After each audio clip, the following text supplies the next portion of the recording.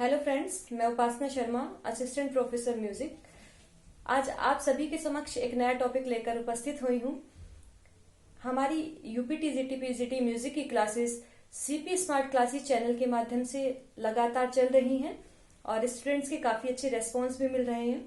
अगर आप भी म्यूजिक टीचर बनना चाहते हैं और आपने भी एमए म्यूजिक या बीए म्यूजिक या एम म्यूज या प्रभाकर किया हुआ है तो आप भी हमारी क्लासेस ज्वाइन कर सकते हैं और एक म्यूजिक टीचर का पद पा सकते हैं। ठीक है, तो अगर आपको हमारी क्लासेस ज्वाइन करनी है तो कांटेक्ट करें 8299226960 पर। आप हमें कांटेक्ट कर सकते हैं। तो हम आज का टॉपिक शुरू करते हैं। आज का टॉपिक है हमारा ग्राम।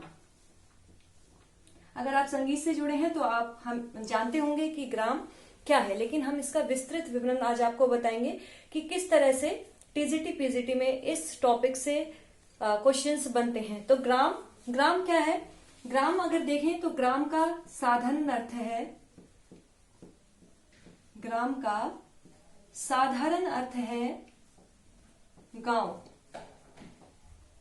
ठीक है, जिस प्रकार बहुत से मानव परिवार मिलकर किसमें रहते हैं, एक गांव में रहते हैं, उसी प्रकार संगीत की भाषा में स्वरों के रहने के स्थान को ग्राम कहते हैं। क्या है?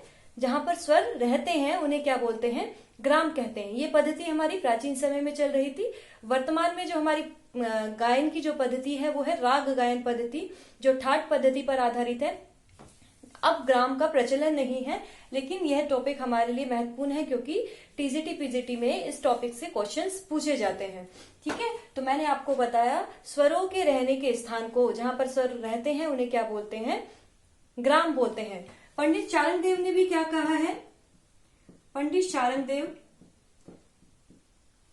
जो बहुत फेमस विद्वान हैं, हमारे संगीत के बहुत फेमस विद्वान हैं, और इनकी पुस्तक है संगीत रत्नाकर, जिसके विषय में भी मैं अगली क्लास में आपको कराऊंगी। तो पंडित चारणदेव ने ग्राम के विषय में क्या कहा है कि ग्राम स्वरों का वह समूह है, स्वरों का वह समूह है जहां मूर्छना स्वतंत्र रूप से बन सके, स्वतंत्र रूप से बन सके। यहां मैं आपके बता दूं कि जो मूर्छना है वो भी हमारे ग्राम से बनती है। इससे अगला टॉपिक हम मूर्छना लेंगे। तो मूर्छना की उत्पत्ति भी किससे होती है? ग्राम से होती है। जिस तरह श्रुति से स्वर की उत्पत्ति होती है और स्वर से ग्राम की उत्पत्ति होती है और ग्राम से मूर्छना की उत्पत्ति होती है। ठीक है, तो मूर्छना भी हम इसके बाद पढ़ेंगे। पहले हम ग्राम को जान लें। तो ग्राम के लिए पंडित चारणदेव ने कहा है ग्राम स्वरों का वह समूह है जहां मूर्छना स्वतंत्र रूप से बन सके। इसके बाद हम ग्राम के प्रकार पढ़ लेते हैं कि ग्राम के कितने प्रकार होते हैं। ग्राम के जो प्रकार होते हैं वो 3 प्रकार होते हैं। नंबर 1 है षडज ग्राम, षडज ग्राम। नंबर 2 है मध्यम ग्राम, और नंबर 3 है गांधार ग्राम।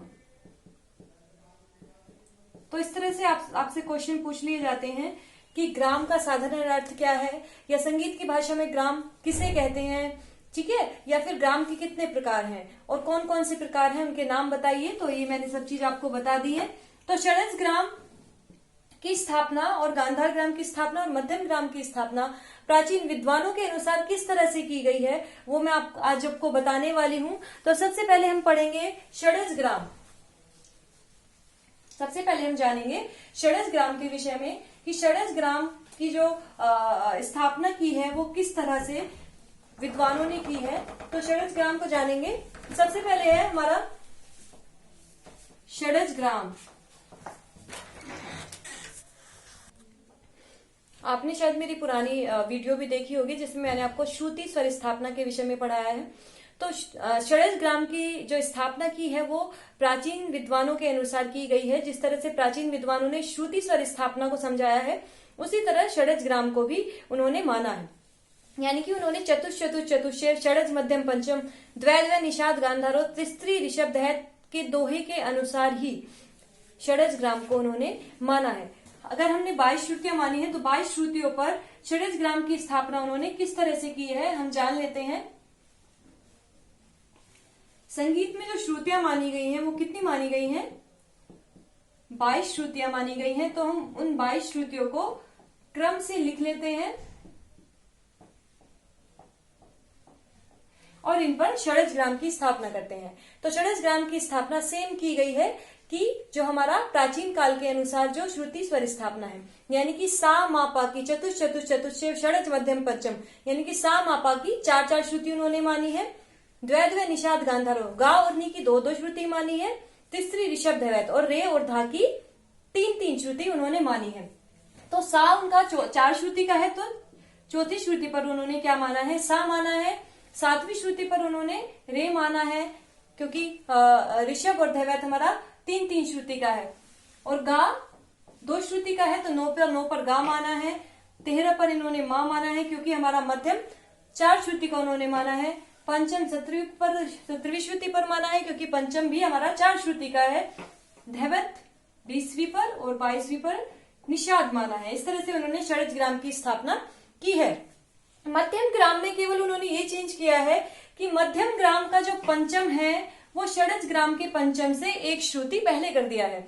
यानी कि षड्ज ग्राम का पंचम हमारा 7वीं श्रुति पर स्थापित है, लेकिन मध्यम ग्राम के पंचम को उन्होंने 16वीं श्रुति पर लिख दिया है। केवल पंचम का अंतर होने पर ही ग्राम चेंज हो जाएगा। अगर पंचम 16वीं श्रुति पर है तो वो मध्यम ग्राम कहलाएगा, और अगर 7वीं श्रुति पर है तो वो पंचम ग्राम कहलाएगा। इसी तरह गांधार ग्राम को भी है। गांधार ग्राम का जो प्रचलन था वो प्राचीन काल में ही गांधार ग्राम लुप्त हो चुका है, तो इसके विषय में ज्यादा जानकारी नहीं मिलती। केवल जो शेष 2 ग्राम थे हमारे षड्ज ग्राम और मध्यम ग्राम, इन्हीं का ही प्रचार प्रसार उस समय मिलता था। तो ये रहा आज का हमारा टॉपिक ग्राम। अगर आप भी चाहते हैं कि हम बहुत जल्द म्यूजिक टीचर बने, मेरा भी यही सपना था कि मैं बहुत जल्द म्यूजिक टीचर बनूं, और मेहनत का फल कहते हैं मीठा ही होता है। मुझे बहुत जल्दी मेहनत का बहुत जल्दी फल मिला है, और आज मैं असिस्टेंट प्रोफेसर पद पर कार्यरत हूं। तो अगर आप भी म्यूजिक टीचर बनना चाहते हैं तो आप हमारी क्लासेस ज्वाइन कर सकते हैं और कांटेक्ट कर सकते हैं 8299226960 पर हमें कांटेक्ट कर सकते हैं। सीपी स्मार्ट क्लासेस ऐप के माध्यम से हमारी क्लासेस चल रही हैं, जिस पर हम रेगुलर आपको क्वेश्चन सीरीज भी देते हैं, जिससे आप अपना अंदाजा लगा सकें कि हम किस स्टेज पर हमारी जो पढ़ाई है वो पहुंच गई है। तो आप भी हमें ज्वाइन करिए और संगीत शिक्षक बनिए। धन्यवाद।